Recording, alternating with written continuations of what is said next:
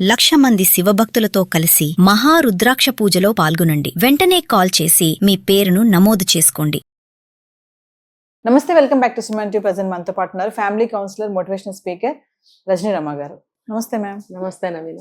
Ma'am, sorry, క్షమాపణ అంటారు కదా, అంటే ఒక ఫ్యామిలీ గురించి తీసుకుంటే, మనం కపుల్ తీసుకుంటే సారీ అనే పదాన్ని తీసుకుంటే మనం రిలేషన్షిప్ని సెట్ చేస్తుందా?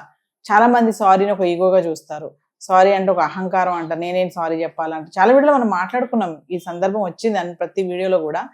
టోటల్గా ఈరోజు దీని మీదే, సారీ అనే పదానికి ఉన్న వాల్యూ, సారీ అంటే నిజంగా అహంకారమా, తగ్గినట్ట, మరి సారీ చెప్తే ఆ రిలేషన్ స్ట్రాంగ్ అవుతుందా? అంటే ఎంతమంది సారీలు చెప్పుకుంటున్నారు అంటే ఈగోస్ అనేవి ఉండకూడదు. మీరు చెప్పినట్టు ఏదైనా చిన్న పొరపాటు జరిగితే సారీ చెప్పడం అనేది సంస్కారానికి సంబంధించింది.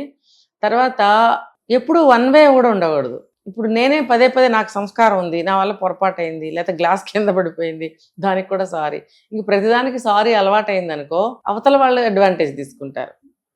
ఈమె ఏంటంటే తగ్గి ఉండే రకము కదా, ప్రతిదానికి సారీ చెప్తుంది. తర్వాత చెప్తున్నానుగా, గ్లాస్ కింద పడినా, ఏదైనా చేయి జారినా, అలా చిన్న చిన్న విషయాలకు కూడా సారీ సారీ సారీ అంటుంటారు.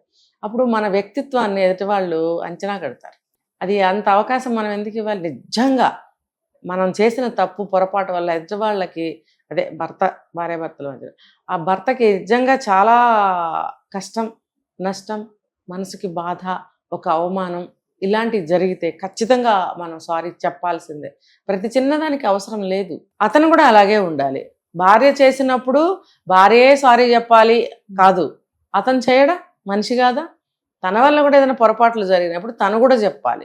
దీనికంటే ముందు ఒకటి ఏంటంటే నవీన, అసలు ఈగో ఉంటే సంసారాలు ఉండవు, కానీ ఈగో లేని సంసారమే లేదు. ఈ బుద్ధి మరి ఎప్పుడు వస్తుందో జంటల మధ్య నాకు అర్థం కావట్లేదు. ఇప్పుడు ప్రతి ఇళ్లలో ఉంది, ఉంటాయి, చాలా తక్కువ ఎక్కువ ఉంటాయి. కానీ ఏంటంటే సర్దుకుపోయే మనస్తత్వం ఉన్నప్పుడు అవి ఎలాగో గట్టెక్కుతూ ఉంటాయి అన్నమాట. లేనప్పుడు నాకేం అవసరం, ఇందాక చెప్పా కదా, నాకేం అవసరం, నాకు అవసరం లేదు, యాక్టింగ్ కూడా చేస్తారు చక్కగా. కాబట్టి అటువంటి సిచ్యువేషన్ తెచ్చుకోకూడదు. ఈగోస్ ఉంటే, ముఖ్యంగా భార్యాభర్తల బంధం మధ్యలో ఈగోస్ ఉంటే మనం కలిసి ఉండలేము, మనం అడ్జస్ట్ అవ్వాలి. నేను ఎందుకు అడ్జస్ట్ అవ్వాలి? నాకేం అవసరం? ఇవే మాటలు వింటున్నావా లేదా?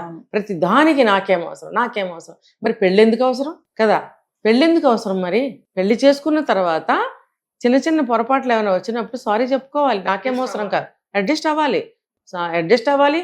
తర్వాత కొంచెం ఓర్పు ఉండాలి, ఇద్దరికి కూడా కొంచెం ఓర్పు ఉండాలి, అండర్స్టాండింగ్ ఉండాలి, తర్వాత కోఆర్డినేషన్ ఉండాలి, ఒకరికొకరు కోఆపరేట్ చేసుకుంటూ ఉండాలి.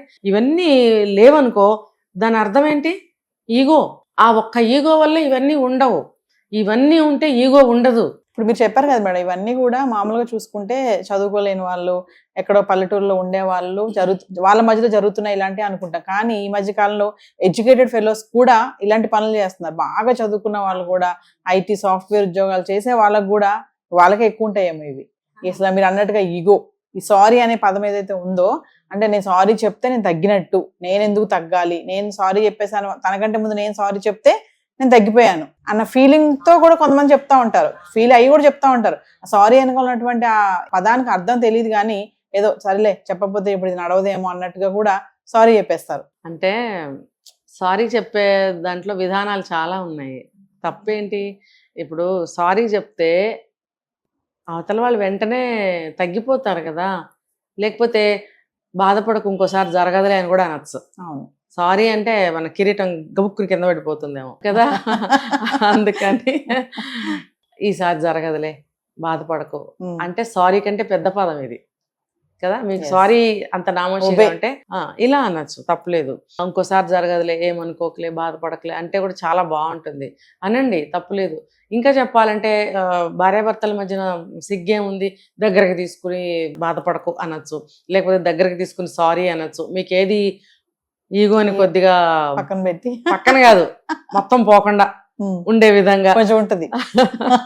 మీ ఈగో మొత్తం పోవట్లేదు అనుకునే పద్ధతి ఏదన్నా ఉంటే ఎంచుకుని అలా తెలియజేయండి. ఒక స్పర్శ ద్వారా, ఒక దగ్గరికి తీసుకోవటం ద్వారా, లేకపోతే ఒక చెయ్యి పట్టుకొని, లేకపోతే ఏదన్నా ఉంది, ఊరుకో, ఏదో అనుకున్నాంలే, బాధపడుకో అంటే నిజంగా SORR సారీ చెప్పడంలో చాలా ఈగో ఉంటుంది. మిగతా మాటల్లో ఈగో ఉండదు, వాళ్ళు ఫీల్ అవ్వరు. కాబట్టి ఈ మార్గాన్ని ఎంచుకోండి చక్కగా. ఒక 2 ప్రేమ మాటలు చెప్పినట్టుగా కూడా ఉంటుంది. మనసుకి ఎక్కడో అనిపిస్తూ ఉంటది మేడం, అబ్బా నేను ఎందుకు చెప్పాలి సారీ, నేనేం తప్పు చేశాను, అంతా అనేసింది తనే కదా, నేనెందుకు సారీ చెప్పాలి అసలు, సారీ చెప్తే రేపు ఇంకోసారి మళ్ళీ అంటారు కదా ఈ మాటలు అనే ఆలోచనలు ప్రతి భార్యకి ఉండొచ్చు, భర్తకు కూడా ఉంటాయి ఇలాగే. ఇప్పుడు సారీ చెప్పానంటే రేపు ఇంకో మాట అంటుంది నన్ను, మళ్ళీ ఎందుకు చెప్పాలి సారీ. అందుకనే మనిషి అన్నాక తప్పులు ఎప్పుడు నిత్యం జరుగుతూనే ఉంటాయి కదా. నేను తప్పు చేసినప్పుడు నేను చెప్తాను, నువ్వు తప్పు చేసినప్పుడు నువ్వు చెప్పు, సమానం అయిపోయింది కదా, ఇంకేముంది ఇక్కడ కదా. నీ సిగ్గుపోయింది, నా సిగ్గుపోయింది, ఇంకా సిగ్గుపట్టం ఎందుకు ఇక్కడ కదా. నీ ఈగో కొంచెం పక్కకి వెళ్ళింది, నా ఈగో పక్కకి వెళ్ళినప్పుడు ఇంకా దాని గురించి ఎందుకు ఆలోచించాలి. వన్స్ మనం సారీ చెప్పుకోవటం అలవాటు పడితే ఎప్పుడైనా తప్పు పొరపాటు జరిగినప్పుడు సారీ చెప్పడం ఇంకా సిగ్గు అంత అనిపించదు. ట్రై చేసి చూడండి కావాలంటే. అది నిజంగా సారీ చెప్పినప్పుడు మనకి చాలా తృప్తిగా అనిపిస్తుంది, రిలాక్సేషన్ అనిపిస్తుంది. చాలా చాలా చెప్పి చూడండి కావాలంటే. హెక్ నేను అసలు సారీ నా జన్మలో లేదు, మా వంశంలోనే లేదు. ఏంటో వంశం, అసలు నేను ఎప్పుడు చెప్పలేదు, చెప్పను కూడా అంటారు కొంతమంది. ఎందుకు చెప్పలేదు, ఎందుకు చెప్పవు, మనిషివే కదా, నీ వల్ల తప్పులు జరగవా ఎప్పుడు.